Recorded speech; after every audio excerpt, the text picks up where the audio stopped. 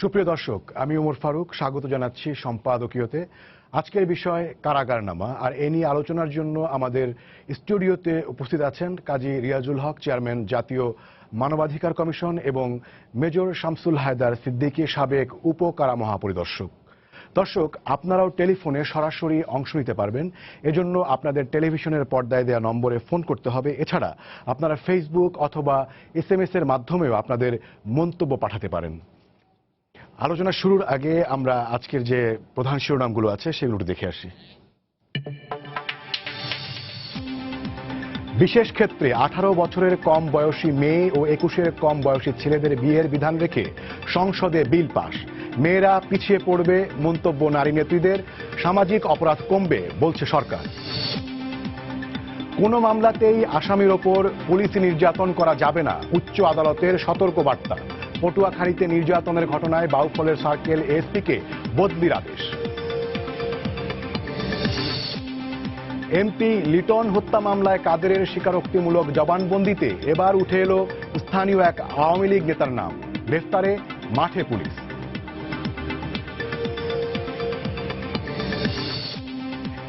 আট মাস পক্ষে থাকলেও হঠাৎ বাবুল আক্তারের বিরুদ্ধে হত্যায় সম্পৃক্ততার অভিযোগ মিতুর বাবা মায়ের। শালিকাকে বিয়ে না করাই কারণ, পাল্টা বক্তব্য বাবুলের। কারাগারে নির্দিষ্ট ছকে চলে অপরাধের বিনিময়ে পাওয়া জেলবন্দি জীবন। আত্মশুদ্ধির মধ্য দিয়ে বন্দিরা ফিরতে চান অপরাধমুক্ত সোনালী দিনে। এবং পরিকল্পিতভাবে সিকিউরিটি কোম্পানিতে চাকরি নিয়ে গার্মেন্টস ব্যাংকে ডাকাতি চক্রের মূল হোতা সহ 6 জন গ্রেপ্তার। 1,17,00,000 টাকা সহ অস্ত্র জব্দ।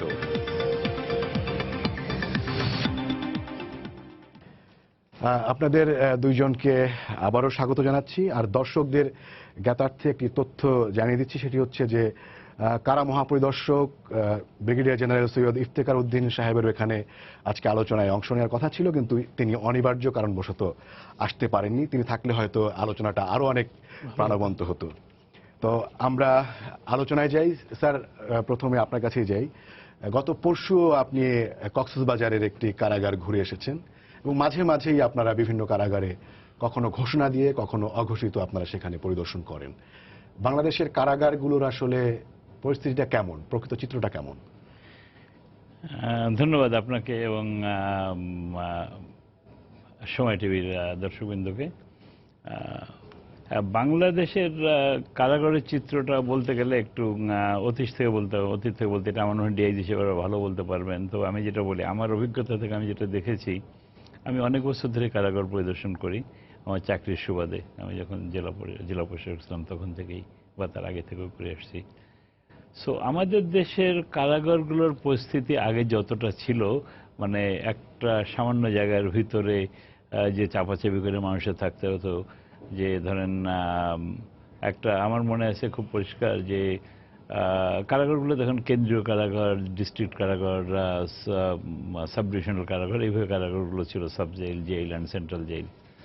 তো সাব জেলগুলোর কথা আমি দেখেছি, নতুন জেলাগুলোতে দেখেছি সাব জেলগুলো যেগুলো ছিল সাব ডিভিশন থাকাকালীন সময়, সেগুলোর অবস্থা অত্যন্ত করুণ। ছোট ছোট রুম, কোনো স্ট্রাকচার, কোনো কিছু, হয়তো কোনো একটা বিল্ডিং পেয়েছে, জেলখানা বানিয়ে রেখে দিয়েছে ব্রিটিশরা। তো এইভাবে চলে আসছিল। পরবর্তীতে সরকার কারাগারের উন্নয়নের জন্য অনেকগুলো স্কিম নিয়েছে, কমিশন করেছে, এবং সম্প্রতিকালে যেটা আমরা দেখেছি যে কারাগারগুলোতে অনেক ভবন হয়েছে, তাদের ফ্যাসিলিটিস বেশ কিছুটা বেড়েছে, যদিও প্রয়োজনের তুলনায় খুবই কম। তো আমরা কারাগারের চিত্র দেখার জন্য কারাগারের কারাবন্দীদের পক্ষ থেকে অনেক অভিযোগ বিভিন্ন সময় আমরা দেখতে পাই। সেটি হচ্ছে যে তাদের ক্যাপাসিটি যেটা আছে তার হচ্ছে অনেক বেশি মানুষ সেখানে রাখা হচ্ছে, 4 গুণ 5 গুণ 6 গুণ মানুষ সেখানে রাখা হচ্ছে। খাবার মান অত্যন্ত নিম্ন। তারপর তাদের টয়লেটের ব্যবস্থা সেরকম নেই। তো বিভিন্ন ধরনের অসুবিধার কথা শুনতে পাই, এবং সেগুলো শোনার কারণে আমরা মনে করেছি সবসময় ফর্মাল নোটিশ দেওয়া। আবার কারাগার একটা স্পর্শগত জায়গা, সেখানে হঠাৎ করে যাওয়ার আগেও তাদের মিনিমাম কিছুটা সময় আগে জানাতে হয়। তো আমরা হঠাৎ করে ঠিক করলাম যে আমি ইনফ্যাক্ট আপনারা খবর পেয়ে গেছেন, আমি যে গত 24 তারিখে রোহিঙ্গাদের বিষয়ে দেখার জন্য, সরজমিনে দেখার জন্য আমরা 3 দিনের জন্য ওখানে গিয়েছিলাম, কক্সবাজার গিয়েছিলাম। তো ফেরার দিন গতকাল সকালবেলা হঠাৎ করে আমার মনে হলো যে আমি একটু কারাগারটা দেখে যাই, সারপ্রাইজিংলি।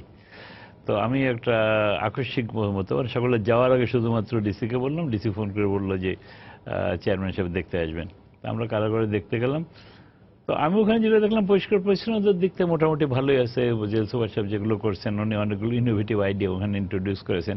বাট আমি যে বিষয়টি নিয়ে গুরুত্ব দিতে চাই, which is very important for me, সেটা হচ্ছে জেল সুপার কারাগারটাকে কত সুন্দর করে রাখলো, তাদের খাবার ঠিক মতো দিল কিন্তু সেটা বড় কথা না। বড় কথা হচ্ছে কারাগারে কেন মানুষকে থাকতে হবে।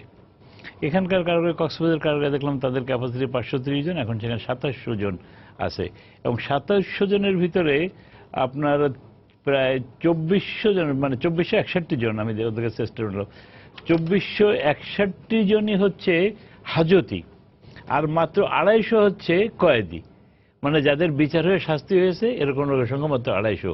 আর যারা বিচারের অপেক্ষায় রয়েছে, আপনি তো জানেনই যে কাউকে বিচারে দোষী সাব্যস্ত না হওয়া পর্যন্ত কাউকে তো অপরাধী বলা যাবে না, দোষী বলা যাবে না।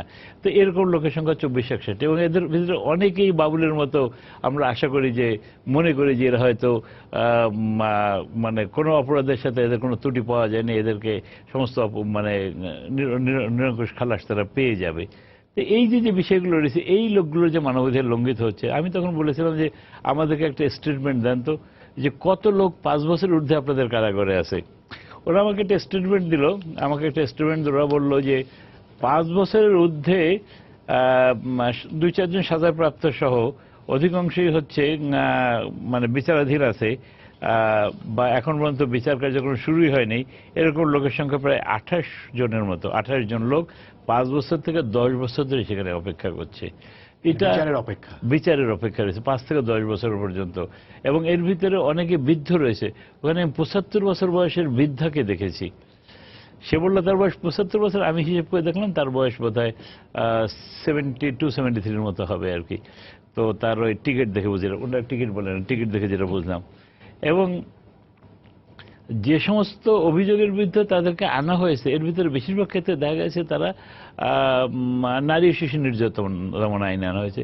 একটা বৃদ্ধ মানুষ হয়তো তার স্বামী ও তার সন্তান অপরাধ করতে পারে, সেই জন্য মামলাটা দেখা হয়েছে তার মায়ের নামে, বাবার নামে শাস্তি দেওয়ার জন্য। এরকম করে বহু লোককে এইভাবে দীর্ঘদিন থেকে জেলে আটকে রাখা হয়েছে। এবং আরেকটা জিনিস আমি দেখলাম, সেটা হচ্ছে জেলখানা থেকে বিচারে খালাস পেয়ে গেছে, রিলিজ প্রিজনার বলি আমরা, আপনার রিলিজ প্রিজনার বলেন। রিলিজ প্রিজনারদের সংখ্যা দেখলাম আমি ওখানে, রিলিজ প্রিজনার আছে প্রায়, ওখানে দেখলাম রিলিজ প্রিজনার আছে তারা সব মায়ানমার থেকে এবং কেউ ভারতের, কেউ অন্য দেশের। রিলিজ প্রিজনার আছে 14 জন। এরা কিন্তু রিলিজড হয়ে গেছে জেলখানা থেকে, কিন্তু তারা এখনো তাদেরকে জেলখানাতেই থাকতে হচ্ছে, বিকজ তাদেরকে কেউ নিচ্ছে না। এবং এই জন্য রাষ্ট্রীয় পর্যায়ে যে পদক্ষেপটা নেওয়া উচিত ছিল যে এদেরকে এদের দেশের কাছে, যদি তারা তাদের দেশের কাছে তাদের ফেরত পাঠানোর জন্য একটা রাষ্ট্রীয় পর্যায়ে একটা যোগাযোগ স্থাপন করা বা কোনো এনজিওকে ডেকে নিয়ে তাদের কাছে দিয়ে দেওয়া, আমাদের কাছে এটা খুব আশ্চর্যজনক লাগে। যেমন ধরেন সেদিন দেখলাম বাবুলকে আদালত থেকে তাকে নিরঙ্কুশ খালাস দেওয়া হলো। 25 বছর সে জেল খেটেছে, অথচ যেখানে তার সর্বোচ্চ সাজা ছিল 14 বছর, সে জেলের মধ্যে থেকেছে 25 বছর। 25 বছর দেখা গেল সে নিরাপরাধ মানুষ, সে দোষী না। তো এই যে 25 বছর, তারপর যখন বাবুলকে ছেড়ে দেওয়া হলো, এরকম আরেক বাবুলকে দেখলাম তাকে 15 বছর পরে ছেড়ে দেওয়া হলো, যেটা চিফ জাস্টিস সাহেব মাননীয় প্রধান বিচারপতি নিজে যেটা দেখেছিলেন, তো তাকে ছেড়ে দেওয়া হলো। তো এই যে ছেড়ে দেওয়ার সময় তাকে তো কিছু টাকা পয়সা দিয়ে, তাকে কিছু তার বাড়ির মধ্যে পৌঁছে দিয়ে, এটা রাষ্ট্রের দায়িত্ব আছে না? তার জন্য সমাজসেবা অধিদপ্তরকে টাকা পয়সা দেওয়া হচ্ছে না। আপনার কাছে একটা প্রশ্ন আছে একজন দর্শকের। শিওর। দর্শক, আপনার পরিচয় দিয়ে প্রশ্ন করুন। জি, আসসালামু আলাইকুম। ওয়ালাইকুম সালাম। জি, আমি পিরিজপুরের কাউখালী থেকে খসরু বলছিলাম। জি বলুন, প্রশ্ন করুন।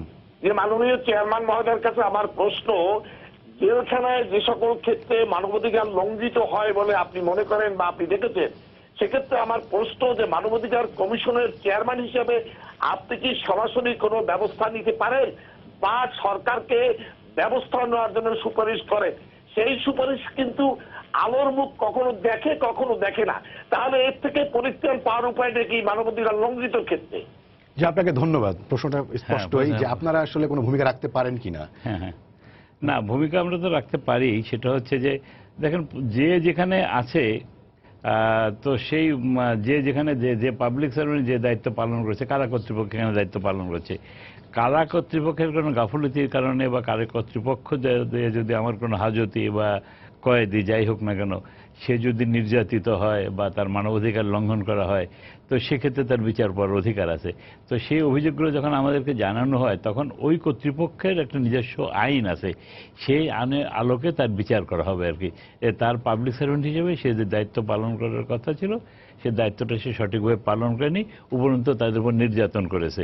তো সেক্ষেত্রে আমরা সবসময় সরাসরি তাদের কাছে লিখলে যে আলোর মুখ দেখে না তা না। মানবাধিকার কমিশন লেখার অন্য লেখাদের মধ্যে একটু পার্থক্য আছে, সেটি হচ্ছে যে মানবাধিকার কমিশন এই জাতীয় ক্ষেত্রে এটা মহামান্য রাষ্ট্রপতি দৃষ্টিগোচর করতে পারে। তো এই যে একটা ভীতি আছে, যার ফলে আমরা দেখেছি যে যাদের বিরুদ্ধে আমরা লিখে থাকি সবগুলো না হলে অনেক ক্ষেত্রে তাদের বিরুদ্ধে ব্যবস্থা নেওয়া হয়, এবং অনেক ক্ষেত্রে হয়তো ব্যবস্থা নেওয়া হয় না। তারা একটা তদন্ত করে হয়তো দেখালো শেষকালে কিছুই পাওয়া যাচ্ছে না, কিন্তু তাদের তদন্তটা তো তাদেরকে দিয়েই করতে হবে। আমরা শুধু প্রাথমিকভাবে অপরাধটাকে চিহ্নিত করে এটা সরকারের যথাযথ কর্তৃপক্ষের নিয়ে যেতে পারি আর কি। স্যার, আপনার কাছে আবারও আসবো, মানে এই বিষয়টাতেই এখন আমি আপনার কাছে প্রশ্ন করতে চাই। সেটা হচ্ছে যে কারাগারে যারা দায়িত্ব পালন করছেন তারা তো এই বিষয়গুলো জানেন যে বাবুলের মতো লোকেরা আছেন, অনেকেই বা সাজার অপেক্ষায় আছেন, বা অনেকের সাজা হওয়ার পরেও সেখানে বা খালাস হওয়ার পরেও তারা সেখানে থেকে আছেন রায়ের অপেক্ষায়, এবং মানে খালাসের পরেও রয়ে গেছেন। এইসব ক্ষেত্রে কি মানে যারা সেখানে দায়িত্ব পালন করেন তাদের কি কিছু করার থাকে? আচ্ছা, আপনাকে ধন্যবাদ। প্রথমে বলি যে আমি মেজর অবসরপ্রাপ্ত লেখেন, আমি প্রায় 7 বছর আগে অবসর গ্রহণ করছি আর্মি থেকে। আপনাকে ধন্যবাদ এই জন্য যে আমাদের চেয়ারম্যান স্যার উনি খুব সুন্দর করে ঘটনাগুলি আস্তে আস্তে বললেন। এখানে কারা কর্তৃপক্ষ সব কাজগুলি কিন্তু করে, যত অনেক দোষ আছে আমি সব জানি। আসার আগেও একজন বন্দী তার নিজে লিখিত কিছু কিছু দিল, সব কিছু জানি, কিন্তু কোন বন্দী কতদিন আছে না আছে এগুলি জেলের সুপার ওনারা কিন্তু নোট করে আমি আমার অভিজ্ঞতা থেকে বলি যে আমরা তখনই বের করতাম, ব্রিগেডিয়ার জাকির ছিলেন ওনার দেশে, যে 5 বছর সারা যা বলেন যে 5 বছর যাবৎ কে আছে, কোর্টে যায় না 1 বছর এবং কয়জন আছে, এই সমস্ত রিট বের করে কিন্তু মন্ত্রণালয়ে কোর্টে তাদের জানানো হয়, এবং পরবর্তীতে ধীরে ধীরে এটার পদক্ষেপ নেওয়া হয়। আমাদের যতটুকু ধারণা থাকে যে কারাগারটা যতটুকু উন্নত হবে ওই আশানুরূপ হইতেছে না, এটা আমি নিজেও স্বীকার করি।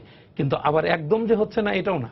কিছু কিছু জেল আছে, আমার জানা মতে সিলেট জেল, যশোর জেল, কিছুটা চিটাগংটা কিছুটা শুনছি, এইগুলি জেল কিন্তু অনেক ভালো। স্যার নিজেও বললেন যে জেলখানাটা কক্সবাজার পরিষ্কার দেখে আসলেন, এটা যেমন একদিক। আবার ভিতরে চরম অন্যায় দুর্নীতি হচ্ছে, এটাও ঠিক। পাশাপাশি এই দুইটাই কিন্তু চলতেছে। কারাগারের আইজি প্রিজনকে অনেক ধন্যবাদ, উনি সুন্দরভাবে কারা সপ্তাহ পালন করলেন, আমরা দেখে খুব খুশি হলাম। ওনার প্রতি আমাদের অনুরোধ থাকবে উনি যেন ব্যক্তিগতভাবে কয়টা জিনিসের খেয়াল নেন। স্যার যে কথা বললেন, আমরা আমাদের অভিজ্ঞতা বলি যে বন্দীগুলি ওইখান থেকে 10 বছর 5 বছর 3 বছর জেল খাটার পর বাইরে জামিন নিয়ে চলে আসে, তখন তাদের অবশ্যই ইন্টারভিউ নেওয়া উচিত। তখন তারা মনের সুখে কিন্তু সব কথা বলবে, যেটা আমরা করতাম। 10 জন এটা নিতাম, 10 জন হয়তো 3 জন ভুল বলছে, কিন্তু 2 জন তো সত্যি বলছে। সত্যি করার পর আমরা যতটুকু চেষ্টা করতাম ভালো করার, সম্পূর্ণ না হোক অর্ধেক তো হতো। কাজে এইভাবে উন্নতিটা কিন্তু ধীরে ধীরে হয়ে যেত। ওই জন্যই আমরা বলি যে এখানে ভালো করার স্কোপ অনেক আছে। মোট কথা হলো কারা কর্তৃপক্ষ বন্দীদের ভালোবাসতে হবে, তাদের অপরাধী হিসাবে দেখলে হবে না। আমার নিজের অভিজ্ঞতায় বলি যে ছেলেটার ফাঁসি হবে 3 মিনিট পরে সে কিন্তু আমার বুকের মধ্যে, সে কিন্তু আমার কাছে সব বলতেছে, আমিও তাকে ধরতেছি। কাজে ওই বন্দী কখনোই আমার প্রতি মনক্ষুণ্ণ হইতে পারে না, সে তার সমস্ত কিছু বলে যায়, এবং এমনও বলে যায় যে মৃত্যুর আগে বলে যায় যে সে মানুষ ভালো। সরি, আমার নিজের কথা বলতেছি না, তোমরা তার সঙ্গে যোগাযোগ করো। কারণ কারা কর্তৃপক্ষ বন্দীদেরকে যদি নিজের মনে করে কাজ করে, তাদের অর্ধেক অশান্তি কষ্ট লাঘব সাথে সাথে দূর হবে। এটা বড় জিনিস। মানবাধিকার কি, ওইখানে তার বাপ মা ভাই বোন কেউ নাই, জেল কর্তৃপক্ষই তার সবকিছু। সে যদি খাওয়াতেও টাকা নেয়, দেখাশোনা করতে টাকা দেয়। এখন আপনারা যদি দিনটা প্রশ্ন করি যে এই যে বন্দী যারা জামিনে চলে আসে, তার ব্যবহৃত কম্বলটা কয়দিন ধোয়, কে ধোয়, আদৌ ধোয়া হয় কিনা, এটা যেমন একটা জিনিস আমরা করছি, যার জন্য ছোটখাটো জিনিস।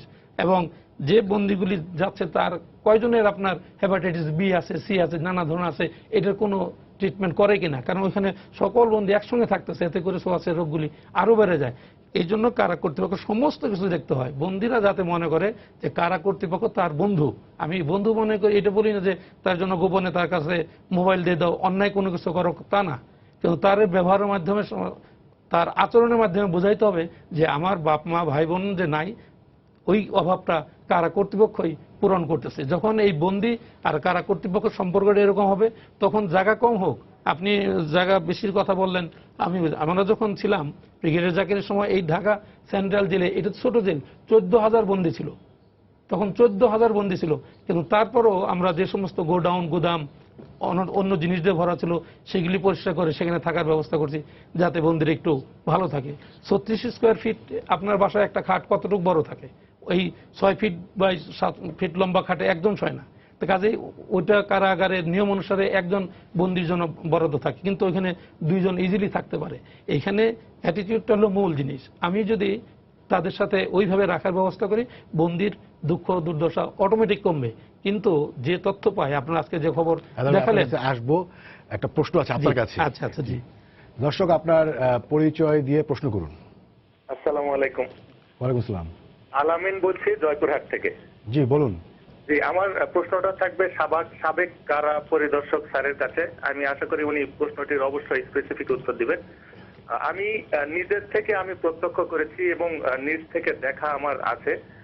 সেটি হলো যে আমি যেটি দেখেছি, যে সমস্ত ব্যক্তি যারা ক্ষমতাবান, বিশেষ করে পলিটিক্যালি যারা ক্ষমতাবান বা অর্থভিত্তিক দিক দিয়ে যারা ক্ষমতাবান, তারা হাজতে ঢোকার পরে তাদেরকে এমন কিছু ফ্যাসিলিটিস দেওয়া হয়, যেমন 4-5 জনের জায়গা ওই একজনকে দেয়া হয় এবং খুব ভালো মানের খাবার দাবার এবং তাকে সব ধরনের সুযোগ সুবিধা, থাকার এবং খাওয়ার সব ধরনের ভালো সুযোগ সুবিধা দেওয়া হয়, যেটি কারা পরিচালনায় যারা থাকেন তারা এই সুযোগ সুবিধাগুলো প্রোভাইড করেন। পক্ষান্তরে যাদের অর্থবিত্ত কম বা পলিটিক্যালি কোনো পাওয়ার কম, তারা ওভাবে গাদাগাদি করে থাকতে হয়। তো এই ক্ষেত্রে উনি এই বিষয়টি কতটা প্রত্যক্ষ করেছেন এবং বর্তমানে এটির থেকে উত্তরণের জন্য কি পদক্ষেপ নেওয়া যেতে পারে? ধন্যবাদ। আপনাকে ধন্যবাদ। আপনাকে অশেষ ধন্যবাদ। আপনি কিন্তু বৈষম্য আছে। জি জি, আপনি সত্যি কথাটাই বলছেন। এটা কোনোভাবেই কাম্য না, এটা নিয়মের মধ্যেও না।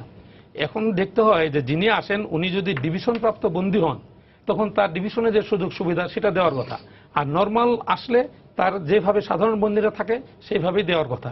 কিন্তু তার পরবর্তীতে অর্থের লোভে বা অন্য কোনো কিছুর বিনিময়ে যদি তার সুযোগ সুবিধা দেওয়া, সেটা কারাবিধির বিপরীত, সেটা কারাবিধিতে নাই, সেটা করা উচিত না।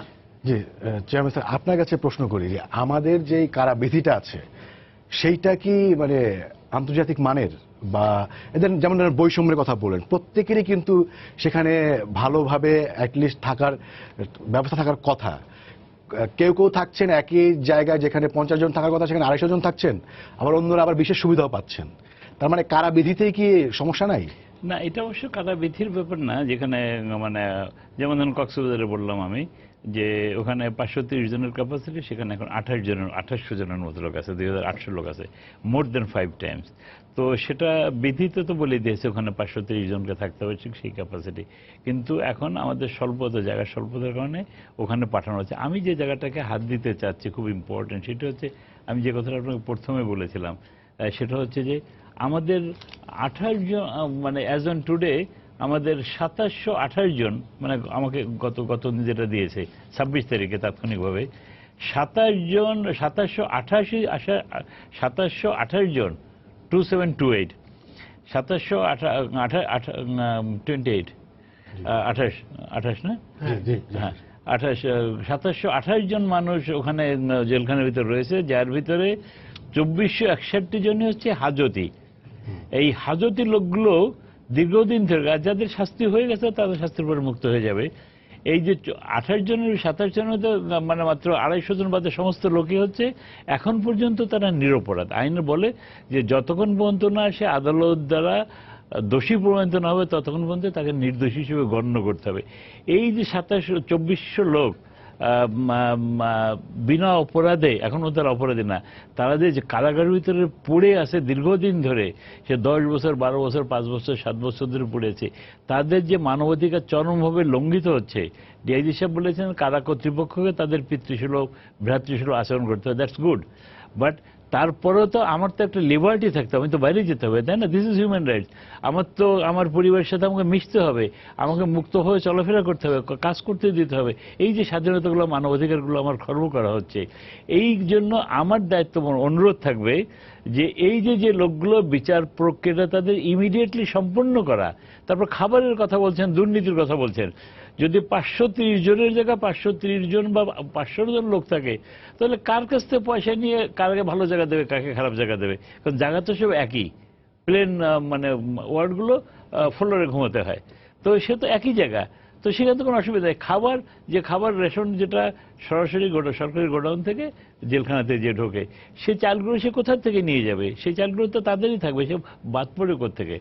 আমার উদ্দেশ্য হচ্ছে যে মানুষগুলোকে যত দ্রুত সম্ভব তাদেরকে জেলখানা থেকে বের করে নিয়ে আসতে হবে। সেক্ষেত্রে কি করা উচিত? সেই ক্ষেত্রে যেটা করা উচিত, যেটা করা হচ্ছে না, দুঃখজনক, সেটা হচ্ছে যে পরিষ্কার করে বলে দেওয়া আছে ডিসিকে, ডিসি জেলখানার আগে ডিসি জেলখানার জেল সুপার হিসেবে কাজ করতে, জেলের সার্বক্ষণিক দায়িত্ব ডিসির ছিল। আমি যেহেতু জেলা প্রশাসক ছিলাম সেই জন্য আমি বলছি কথাটা, মানে জেলটা ডিসি সাহেবের আন্ডারে থাকছিল, এবং ডিসির বাড়িটাও কিন্তু জেলখানার বাড়ি, জেলখানার বাড়ি হিসেবে সুপার হিসেবে সে কিন্তু বাড়িটা ওই অত বড় বাড়িটা সে দখল করে আসছে আর কি, দখল করছে। তো ডিসিকে যেটা করা উচিত ছিল যে ডিসির প্রতি মাসে একবার করে যাওয়া উচিত, জেলখানা ভিজিট করা উচিত, দিস ইজ ম্যান্ডেটরি। তো সেখানে উনি যে কি দেখবেন, যেটা আমি যে সেদিন কক্সবাজার দেখলাম, উনি ওদের টিকিটটা দেখবেন প্রথমে। আমি সেদিন খাওয়া দাওয়া খুব একটা দেখিনি, জাস্ট এক নজর দেখে গেছি। টিকিটটা দেখবেন সে কতদিন ধরে জেলখানা, তাকে কতবার হাজির করা হয়েছে, তাকে যে হাজির করার কথা সেই তারিখে তাকে হাজির করা হয়েছে সেখানে তারিখে। সে কি অনেক লোক আছে সে দীর্ঘদিন ধরে জেলখানায় পড়েছে, সে কোনো বিচারকের চেহারাই দেখেনি, তাকে কখনো বিচারকের সামনে হাজির করা হয়নি। তো এই যে বিষয়গুলো, তারপর কি অপরাধে সে আটকে আছে, সে একটা পেটি অফেন্স করে দেখা গেল একটা বেলেবল অফেন্স, এখন দেখা যাচ্ছে বেলেবল অফেন্স। বেলেবল অফেন্সে জজকে বলা আছে যে জজ মানে তাকে জামিন দিতেই হবে, তাকে জামিন দিতে হবে। ইভেন নন বেলেবল অফেন্সে, অজামিনযোগ্য অপরাধের ক্ষেত্রেও জজ সাহেব জামিন দিতে পারেন, কিন্তু বেলেবল অফেন্সে জজ সাহেবরা কারো জামিন আটকে রাখেন না আর কি। তো এই যে লোকগুলোকে দেখা যাচ্ছে যে হয়তো বেলেবল অফেন্স তারপরে আটকে আছে। আরও আশ্চর্য হয়ে গেলাম সেদিন কক্সবাজারে যেটা দেখলাম, সেটা হচ্ছে একটা লোকের হাইকোর্ট থেকে একটা লোকের তার সাথে যারা কো অ্যাকিউজ ছিল, সে মানে তার সহ আসামি, সহযোগী আসামি যারা ছিল, তাদের জামিন হয়ে গেছে, তার জামিনটা হয়নি। তো সেও উকিল ধরেছে, জামিনের চেষ্টা করছে, তার জামিনটা আদালত থেকে হয়ে গেছে, কিন্তু সেই জামিনটা তাকে জানানো হয়নি। কি আসামির সাথে ওনার সাথে কি গন্ডগোল হয়েছে জানি না, তাকে জানানো হয়নি। পরবর্তীকালে ওরা যখন হাইকোর্টে আপিল করেছে, আপিল করার সময় হাইকোর্ট থেকে যখন রুল ইস্যু করেছে, তখন হাইকোর্ট থেকে তাকে রুল ইস্যু করেছে ওকে কেন জামিন দেওয়া নেই তোমরা। আসলে তখন আসামিকে জিজ্ঞেস করলাম, সে বললো যে আমরা জামিনের বিষয়টা জানিই না যে আমাকে জামিন হয়েছে। এই যে বিভিন্নভাবে বিভিন্ন মানুষের হয়রানির কারণে এই লোকটাকে জেলখানার ভিতরে বসে মানবতার জীবনযাপন করছে, তার সমস্ত মানবাধিকার লঙ্ঘিত করা হচ্ছে, তাকে পচানো হচ্ছে। এই জিনিসগুলোকে যত তাড়াতাড়ি আপনি, এরা তো রাষ্ট্রীয় মেহমান, রাষ্ট্র কেন একটা সুস্থ মানুষকে, সবল মানুষকে তার এখান থেকে নিজের কোষাগার থেকে কেন খাওয়াবে? সে বাইরে বেরিয়ে সে কাজ করে খাবে। তো এই লোকগুলোকে যতদূর সম্ভব ছেড়ে দেওয়া যায়, যত তাড়াতাড়ি আইনি প্রক্রিয়া সম্পূর্ণ করে ছেড়ে দেওয়া যায়, আর যে সত্যিকার অপরাধ তাকে শাস্তি দেওয়া যায়, এই কাজটা করতে হলে জেলখানার পেশেন্ট অটোমেটিক্যালি কমে যাবে।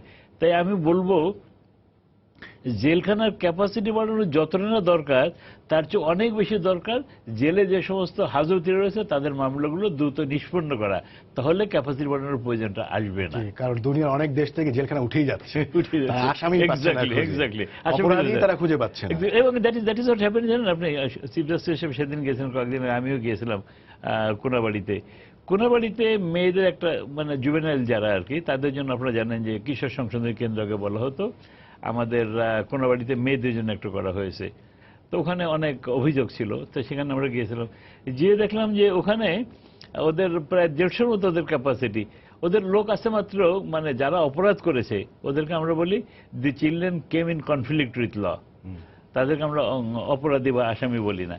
তো ওই সমস্ত শিশুরা যারা অপরাধের সংঘর্ষে এসেছে, আইনের সাথে সংঘর্ষে এসেছে, সেই সমস্ত শিশুদের মধ্যে হাতে কোনো 8-10 জন মাত্র, আর বাকিগুলো কি কেউ সেফ কাস্টডি ওখানে আছে, কেউ এই জাতীয় আর কি।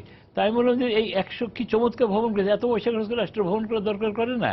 বাচ্চাদেরকে বলা আছে যত তাড়াতাড়ি বলে ছেড়ে দিও, এবং বর্তমান সময়ে কোর্ট সেটা অনেকটা করছে।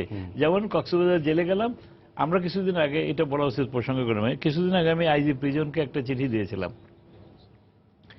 তো আমি বলেছিলাম আমার অফিসকে যে আইজি প্রিজন সাহেবকে একটা চিঠি দাও যে বাংলাদেশের কোন জেলখানাতে 3 বছরের ঊর্ধ্বে বিচারের অপেক্ষায় পড়েছে এরকম লোকের সংখ্যা কত, এবং 60 বছরের বেশি বয়স হয়ে গেছে বিদ্যুতের উপর আমি খুব কনসার্ন, এদের কতজন জেলখানে পড়ে আছে এবং কোন শিশু কোন জেলখানাতে আছে কিনা।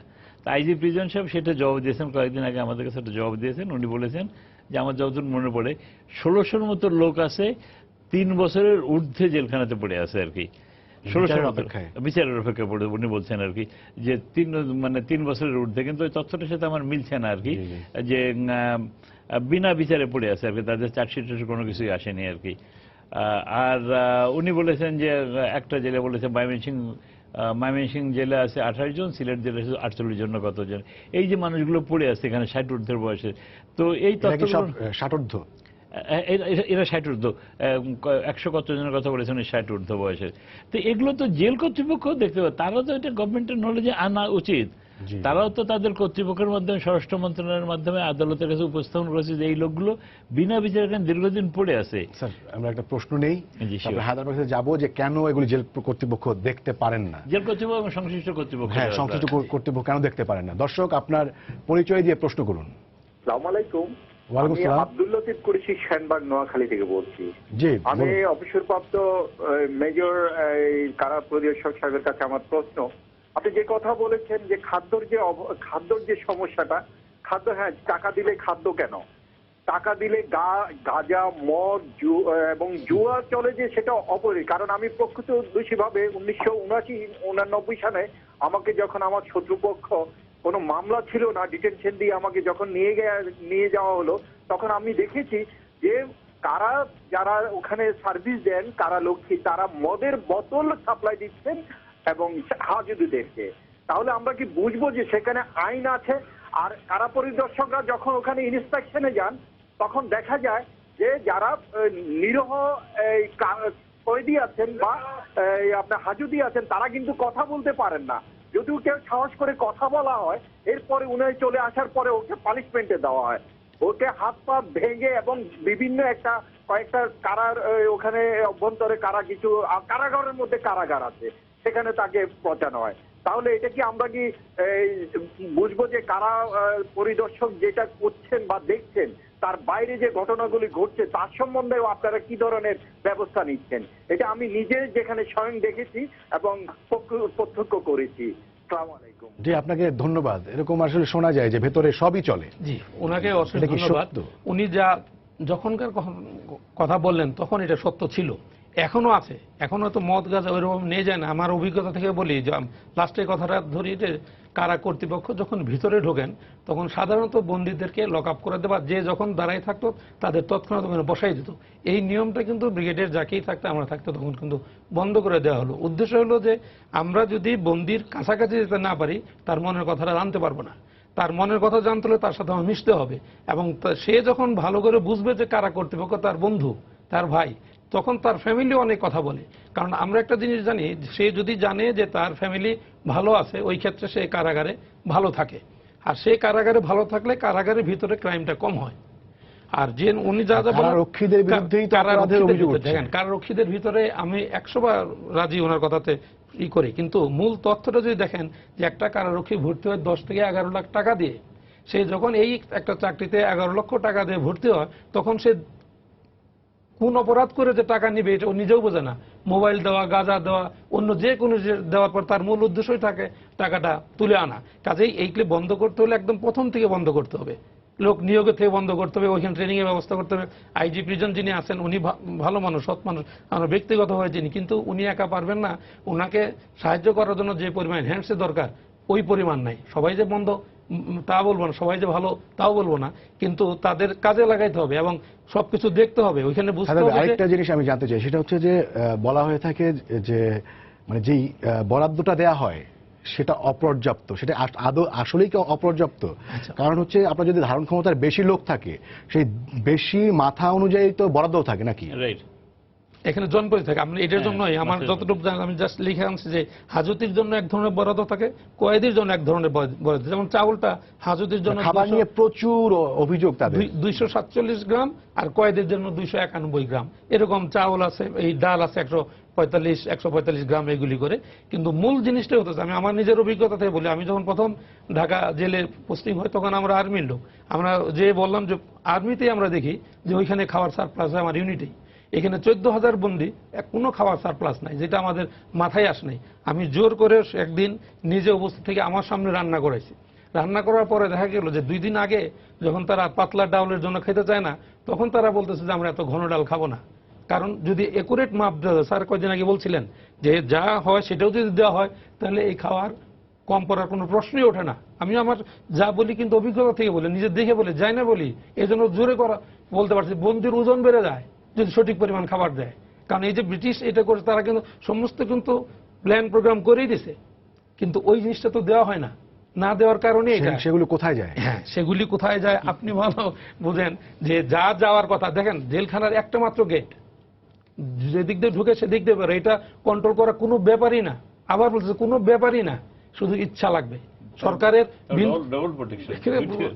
একটা গেট খুললে ওইটা বন্ধ থাকবে, আরেকটা বন্ধ থাকে, এটা বন্ধ করা কোনো ব্যাপার, ভেতর থেকে চুরি হওয়ার কোনো।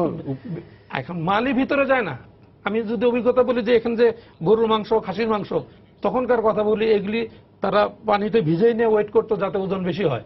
এই জন্য নিয়ম করা হলো যে খাসির মাংস, গরুর মাংস ঝুলায় রাখা হবে, পানিগুলি পড়ুক, তারপরে দেখবো। এখন আপনার ইচ্ছা থাকতে তো হবে। আপনার ইচ্ছা থাকলে খাওয়ার ব্যাপারে কোনো প্রশ্নই ওঠে না। একটা ডিম 30 টাকা 25 টাকা কি করে হয়, যেখানে আমার কোনো ভাড়া দিতে হয় না, গ্যাস লাগে না, ইলেকট্রিসিটি লাগে না। বাইরের দোকানদার তো লাভ করার জন্য টাকাটা নেয়, কাজে ওর চেয়ে তো এখানে দাম কম হওয়ার কথা। ভেতরে ডিমের দাম বেশি, বিদ্যুৎ দাম বেশি। এগুলি এই জন্যই বললাম যে আইজিপি যারা আছেন, উনি একা হোক বা ওনার অল্প করে সাহায্য করুক, ওনার বহুত ভালো লোক আছে, আমার জানা মতে আছে, তাদেরকে কাজে লাগাক। এই যে আমি নিজেই বললাম যে যখন এই যে বন্দি ওইখান থেকে যাবি নিয়ে আসতে, তাকে ডাকো, 5 জনের ডাকো, তার সঙ্গে কথা বলুক, উনি অনেক কিছু জানতে পারবেন। আর কারা কর্তৃপক্ষরও অবশ্যই বোঝা উচিত যে কোনো জিনিস গোপন থাকে না, স্যারদের কাছে খবর অবশ্যই যাবে। আর স্যারদের কাছে আমার একটা অনুরোধ থাকবে, আপনারা ফ্রিকুয়েন্টলি যান, মিশন কথা বলেন, করাপশনের পরিমাণ কমতে বাধ্য হবে। আরেকটা হলো যে ওইখানে যদি করাপশনের জন্য কারো ধরা হয়, তার যেন বিচারটা হয়। বিচার যদি না হয়, সে যদি সহজে পার পেয়ে যায়, তাহলে বাকি লোক জানে তো কোনো কিছুই হয় না। এইটা হলো মূল জিনিস। একদম শেষের দিকে কিন্তু একটা লাস্টে যদি আগে বলি যে আমরা যতই উন্নতির কথা বলি, যতই ভালো কথা বলি, যতই সংশোধনের কথা বলি, এই কথা অবশ্যই যে সংশোধন আগে হতে হবে কারা কর্তৃপক্ষের। কারা কর্তৃপক্ষ যদি সংশোধন হয়, এবং সংশোধন হওয়ার মতো লোক কিন্তু এখানে আছে, কাজ করার মতো যোগ্য লোক আছে, কিন্তু তাদেরকে যদি ওইভাবে কাজে লাগানো যায়। আর আপনাদের কাছে অনুরোধ থাকবো, মন্দ জিনিসগুলির পাশাপাশি 2-1টা জেলে ভালো জিনিসগুলো তুলেন। অনেক জেল আছে যেখানে কোনো গাঁজা হিরোইন নাই, ওরা ভালো কাজ করতেছে, এগুলো যদি আসে তাহলে কারা কর্তৃপক্ষ মানে উৎসাহ পাবে যে না, খালি মন্দটাই বলে না, ভালোটাই বলে। সব জায়গায়, সমাজে সব জায়গায় ভালো মন্দ সবই আছে, হয়তো মন্দ বেশি ভালো কম, ভালো বেশি মন্দ কম, কিন্তু কাজে লাগাইতে হবে। কিন্তু আমরা যারা সত্যিকার অর্থে কারা ডিপার্টমেন্টে উন্নতি চাই, ধীরে হইলেও উন্নতি হোক, একটা পর্যায়ে সেটা ভালো হইতে বাধ্য। জি চেয়ারম্যান স্যার, আপনার কাছে জানতে চাই যে আমরা একদম শেষের দিকে চলে আসছি এবং আপনাকে দিয়ে শেষ করব। নিশ্চয়ই এতক্ষণ কথা শুনে, হায়দ্রাবাদের কথা শুনে হতাশাজনক পরিস্থিতির, সেটাই আমরা আশাবাদী হতে চাই। আপনি কারাগারে গেলে মানে কোন জায়গাটা আশা দেখেন যে যেই জায়গা থেকে আসলে আমরা একটা ভালো পরিস্থিতি তৈরি করতে পারি? না, ভালো পরিস্থিতিটা তৈরি করা যায় সেটা হচ্ছে, একটা হচ্ছে যে ওদের যে প্রথম দাবি সেটা হচ্ছে যে ওরা কিন্তু কখনো মাপ চায় না, ক্ষমা চায় না যে আমাকে মাফ করে দেন, ভুল হয়ে গেছে। ওরা যেটা বলে সেটা ওরা বলতে চাইছে যে আমাকে বিচারের দোরগোড়ায় দাঁড় করানো হোক। তাই এই যে বিচারে যেটা বললাম যে 2427-এর মধ্যে 2400 লোক তারা বিচারের অপেক্ষায় রয়েছে। তো একটা ভালো জিনিস হচ্ছে যে অতি সম্প্রতিকালে লিগাল এইড থেকে এবং মাননীয় প্রধান বিচারপতির নির্দেশক্রমে একটা সুপ্রিম কোর্টের একটা লিগাল এইড কমিটি করা হয়েছে, সেখানে একজন মাননীয় বিচারপতিকে দায়িত্ব দেওয়া হয়েছে এবং তারা অনেকগুলো এই জাতীয় কেসকে তারা বের করে নিয়ে তারা জানেন যে তাদের মুক্ত করে দিয়েছে। তো এটা একটা আশার বিষয় যে আমি বলতে চাচ্ছি যে আমরা যারা ধরবো, আমরা এগুলোকে রিড করব, তাদের বিরুদ্ধে মামলা করতে হবে। আমাদের এনজিওগুলো আছে, ন্যাশনাল হিউম্যান রাইটস কমিশন আছে, ইভেন সরকারেরও কোনো কোনো ক্ষেত্রে এই জাতীয় ক্ষেত্রে সরকারের উদ্যোগ নেওয়া উচিত স্বরাষ্ট্র মন্ত্রণালয়ের পক্ষ থেকে, যে এদেরকে কেন আটকে রাখা হয়েছে। এটা একটা আশার কথা, যেটা আমরা অতি সম্প্রতি মহামান্য আদালত থেকে বিচারপতির কাছে দেখেছি। আরেকটি বিষয় সেটা হচ্ছে যে আমাদের ওখানে যারা ইনমেট আছে তাদের সংখ্যা আমাদের কমিয়ে আনতে হবে, এদেরকে ইমিডিয়েটলি ডিসপোজাল করে দিতে হবে। এবং একটা যে আজকের উচ্চ আদালতে গেলে জামিন পাওয়া যায়, নিচে থেকে জামিন পাওয়া যায় না, এদেরকে যতদূর সম্ভব মানুষকে জামিনে রাখতে হবে, যদি না সে জামিনের অপব্যবহার না করে। কারণ একটা মানুষকে মুক্ত রেখেও তার বিচার করা যায়, তাকে সুপারভাইজ করা যায়। আর যদি তাকে করা যাবে না, সে জেলখানার ভিতরে বসেও ক্রাইম করতে পারে। আমরা শুনেছি বড় বড় গুন্ডারা তারা জেলখানার ভিতরে বসে তারা রিমোট কন্ট্রোলে সব কিছু নিয়ন্ত্রণ করছে।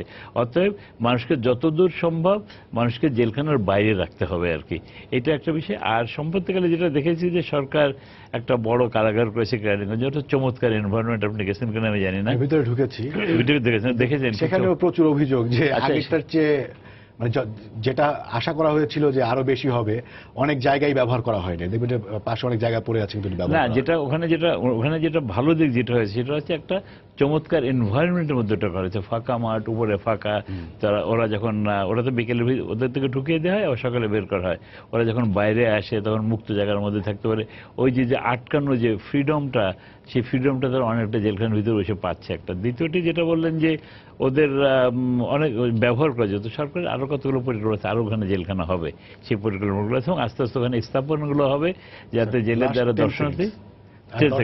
তো আমি আশাবাদী যে সরকার যে জেলখানা সংস্কারের জন্য যে উদ্যোগটা গ্রহণ করেছে, নতুন নতুন জেলখানা স্থাপন করছে এবং জেলখানাগুলোকে রিফর্ম করছে, এইটা সরকার করুক। তবে তার চেয়ে বেশি গুরুত্ব দিতে হবে সরকারের পক্ষ থেকে, যাতে এই ওখানে যে সমস্ত বন্দীরা আছে তাদের জন্য ওখানে আটকে থাকতে না হয়।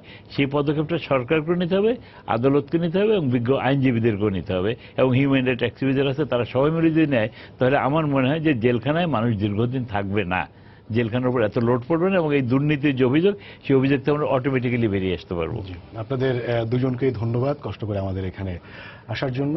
দর্শক, আমরাও আশা করি যারা সরকারের নীতি নির্ধারক আছেন তারা এই আলোচনা শুনেছেন এবং তারা এই যে পরামর্শগুলো দেওয়া হলো সেই অনুযায়ী তারা ব্যবস্থা নেবেন। সবাইকে শুভেচ্ছা জানিয়ে শেষ করছি আজকের সম্পাদকীয়। আগামীকাল আবারও দেখা হবে রাত 10টায়। দেখার আমন্ত্রণ রইল। শুভরাত্রি।